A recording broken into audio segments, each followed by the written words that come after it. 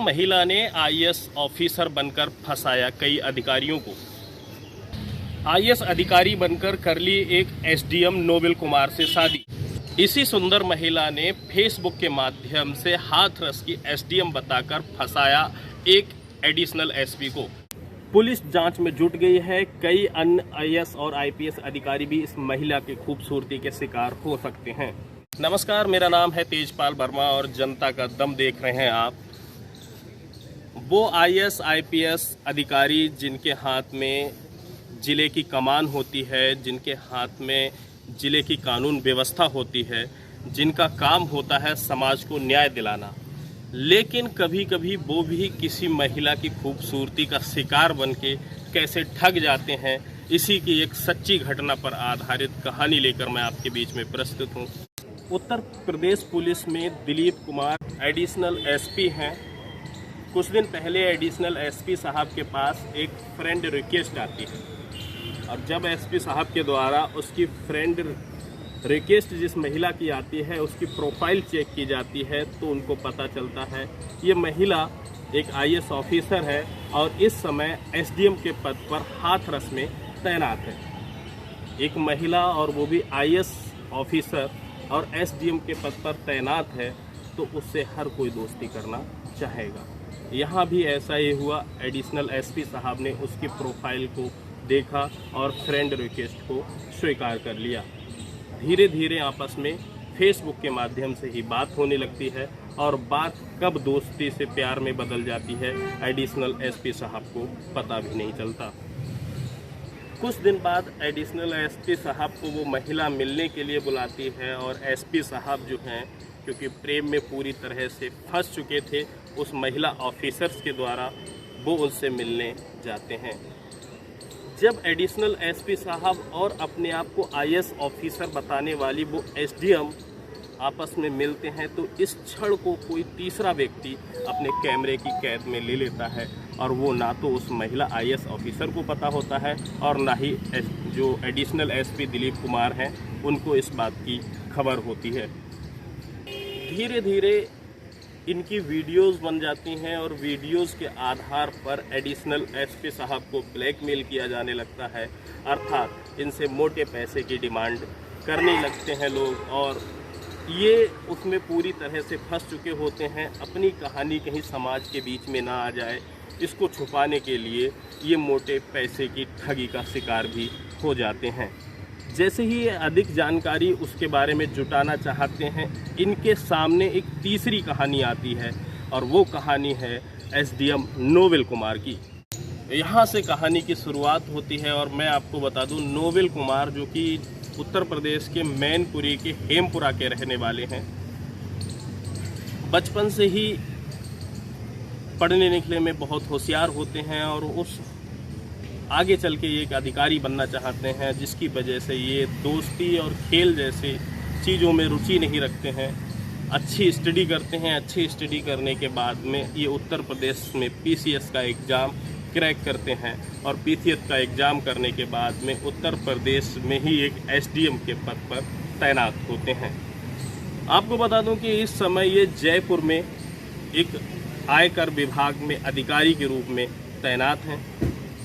जब भी इनके पास फ्री टाइम होता था या हम कहें सरकारी कार्यों से व्यस्तता के बाद ये फ्री होते थे तो अपने आवास पे या अपने बेडरूम में होने के बाद ये इंस्टाग्राम या रियल स्टोरी या रील्स में बिजी होते थे या फेसबुक पर बिजी होते थे या फेसबुक पर दोस्ती करना चाहते थे अन्य लोगों के साथ, क्योंकि ये अपने उन लम्हों को याद करना चाहते थे जो बचपन में स्टडी के कारण ये छोड़ चुके हैं। इसी बीच नोबेल कुमार जो कि एक पीसीएस अधिकारी हैं, उनके पास एक फ्रेंड रिक्वेस्ट आती है कल्पना नाम की लड़की की।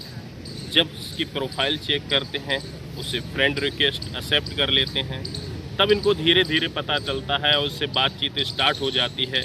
जो कल्पना नाम की सुंदर लड़की इनको फ्रेंड रिक्वेस्ट भेजती है, उससे ये बात करना स्टार्ट कर देते हैं। तब कुछ दिन बाद इनको कल्पना से जब बात स्टार्ट हो जाती है तब पता चलता है कि कल्पना एक आईएएस ऑफिसर है और जब अधिक जानकारी कल्पना से जुटाना चाहते हैं तो कल्पना अपने आप को अंडर कवर ऑफिसर बताती है। वही अंडर कवर ऑफिसर जो आपने रियल में तो नहीं देखे होंगे लेकिन फिल्मों में बहुत देखे होंगे। जैसे एक था टाइगर फिल्म आई थी, उसमें एक अंडर कवर ऑफिसर दिखाया गया था। और अगर वर्तमान की बात करूं तो हमारे राष्ट्रीय सुरक्षा सलाहकार अजीत डोभाल जी जो हैं, उनको देख लीजिए, वो भी एक बहुत बड़े अंडर कवर ऑफिसर थे। कई देशों में वो काम कर चुके हैं। और अंडर कवर ऑफिसर जो होते हैं वो अपनी सूचनाएं अधिकतर गुप्त ही रखते हैं। इस महिला ने भी वही किया, नोबेल कुमार को अपनी जानकारी देने से मना कर दिया और ये कह के क्योंकि वो एक अंडर कवर ऑफिसर है, अपने बारे में ज़्यादा नहीं बता सकती, क्योंकि उसको नौकरी करने में या उसकी पोस्टिंग में या उसके अधिकारियों के इस बारे में पता चलेगा तो उसे बड़ी मुसीबत खड़ी हो जाएगी।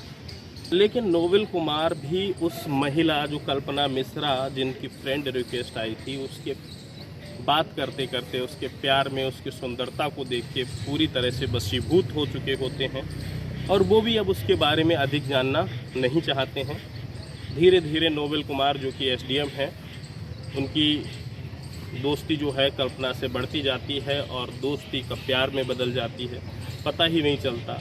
एक दिन वो आईएएस ऑफिसर, जिसका नाम कल्पना मिश्रा होता है, वो इनसे शादी का प्रपोजल रखती है। लेकिन वह कहती है कि मैं शादी को बड़े गोपनीय ढंग से करना चाहती हूँ, क्योंकि मैं एक अंडर कवर ऑफिसर हूँ।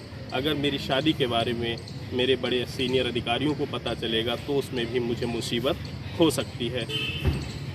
इस प्रपोजल को नोबेल कुमार आसानी से स्वीकार कर लेते हैं और उस महिला अर्थात कल्पना को शॉपिंग करने के लिए 71,000 रुपये देते हैं।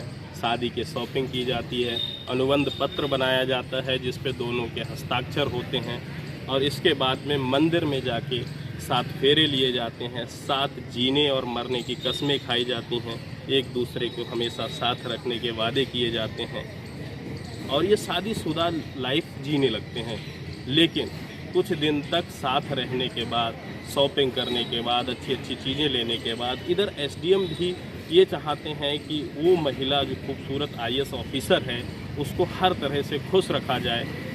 नोबेल कुमार भी उसको अच्छी अच्छी शॉपिंग कराते हैं, अच्छी अच्छी चीज़ें गिफ्ट करते हैं और अच्छी खासी ज़िंदगी जी रहे होते हैं। लेकिन इसी बीच में सब कुछ ठीक चल रहा होता है और कुछ दिन बाद पता चलता है ये सो रहे होते हैं और उसी समय वो महिला जो होती है वो गायब होती है। एसडीएम का साहब के द्वारा लाख प्रयास किया जाता है महिला को ढूंढने का, पर उनका कोई पता नहीं चलता। कुछ दिन बाद जब उनके बारे में अधिक जानकारी जुटाते हैं, उनकी कॉल डिटेल्स निकलवाते हैं, उनके सीडीआर निकलवाते हैं, तो पता चलता है कि वो जो महिला, उसका नाम कल्पना मिश्रा है और वो सुल्तानपुर के गांव दोस्तपुरा की रहने वाली है। तो और इस महिला की शादी लखनऊ के निवासी मनोज कुमार के साथ पूर्व से ही हो चुकी है। ये बात भी इस एसडीएम से छुपाई जाती है कि ये महिला शादीशुदा है। जब इस एसडीएम के साथ महिला कल्पना मिश्रा शादी करती है तो अपने आप को अविवाहित बताती है। वो महिला की शादी के बारे में एसडीएम साहब को पता चलता है तो इनके पैरों तले से ज़मीन खिसक जाती है। वो कल्पना मिश्रा जिसके साथ में 7 जीने की कस्में खा चुके हैं एसडीएम साहब, जिसके साथ में ज़िंदगी को आगे बढ़ाने के तमाम सपने देख चुके, वो पहले ही से ही शादीशुदा है, ये सुनकर इनके पैरों तले ज़मीन खिसक जाती है। लेकिन जब उसके पूर्व के पति अर्थात क्योंकि वो पहले से ही विवाहित थी महिला, मनोज कुमार जो लखनऊ निवासी हैं, उससे जब संपर्क करते हैं तो वो कुछ भी फोटो वीडियोज़ इत्यादि देने से मना कर देता है। और इसके बाद पीसीएस अधिकारी नोबेल कुमार बहुत परेशान हो जाते हैं और परेशान होकर पहुंच जाते हैं आगरा के थाना जगदीशपुरा में। इसी 4 दिन पहले 23 जून 2023 को एक एफआईआर दर्ज कराते हैं। कई संगीन धाराओं में उस महिला के खिलाफ एफआईआर दर्ज होती है, जिसमें से 420, 467, 468 और 471 जैसी धाराएं शामिल हैं। संगीन धाराओं में महिला के खिलाफ एफआईआर दर्ज कर ली गई है और राजीव कुमार इसकी विवेचना कर रहे हैं। कुछ चौंकाने वाले तथ्य आगे और भी शामिल होंगे इसमें, क्योंकि ये माना जाता है कि इस महिला के द्वारा कई आईएएस आईपीएस ऑफिसर्स को भी चंगुल में फंसा के पैसे की ठगी की गई है। मेरा इस कहानी को सुनाने का आपको उद्देश्य किसी की भावनाओं को ठेस पहुंचाना नहीं है। मेरा उद्देश्य है कि समाज में छुपी इस तरह की जो कुरीतियाँ हैं उनको सिर्फ बाहर उजागर किया जाए। साथ में ये संदेश भी है कि फेसबुक पे दिखने वाला हर खूबसूरत चेहरा सच हो ज़रूरी नहीं है। जिस फेसबुक के माध्यम से बड़े बड़े आईएएस आईपीएस ऑफिसर्स को भी फंसाया जा चुका है, तो आप समझदार हैं कि फेसबुक, इंस्टा इत्यादि के माध्यम से कैसे लोगों से आपको बात करनी है और कैसे लोगों से नहीं करनी है। ये मैं आपको बताऊं, इतना काबिल नहीं हूं, लेकिन आप मुझे कमेंट सेक्शन में ज़रूर बताइएगा कि क्या सही है और क्या गलत है और ऐसी महिलाओं को क्या सज़ा मिलनी चाहिए। जनता का दम न्यूज़ देख रहे हैं आप, और मैं कोशिश करूंगा कि इस प्लेटफॉर्म के माध्यम से लगातार जनता को जागरूक करने की कहानियां आपके बीच में लेके आता रहूंगा। आप इन कहानियों को सुनने के लिए मुझे सब्सक्राइब करें या ना करें, लेकिन इन कहानियों से जो सीख मिलती है उस सीख को लेने के लिए इनको ज़रूर देखें।